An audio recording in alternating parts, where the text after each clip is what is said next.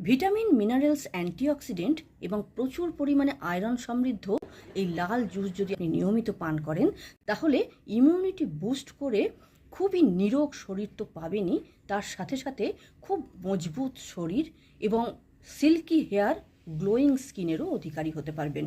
7 দিন যদি আপনি পরপর খান তাহলে হাতে নাতে রেজাল্ট পাবেন। আর যদি প্রতিদিন খাওয়া সম্ভব নাও হয় তাহলে আপনি সপ্তাহে 3 থেকে 4 দিন খেলেও কিন্তু ভীষণ রকম উপকার পাবেন। চিনি, নুন বা চাট মশলা এই ধরনের জিনিসগুলো ছাড়া এই জুসটা যদি পান করেন তাহলে 100% রেজাল্ট পাবেন।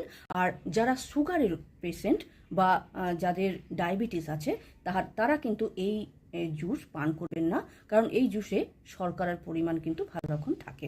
আর 1 গ্লাস জুস তৈরি করার জন্য আমি যে ইনগ্রেডিয়েন্টগুলো দেখিয়েছি, যে পরিমাণে দেখিয়েছি, সেই পরিমাণটা নিলেই কিন্তু খুব সহজেই 1 গ্লাস পিওর লাল জুস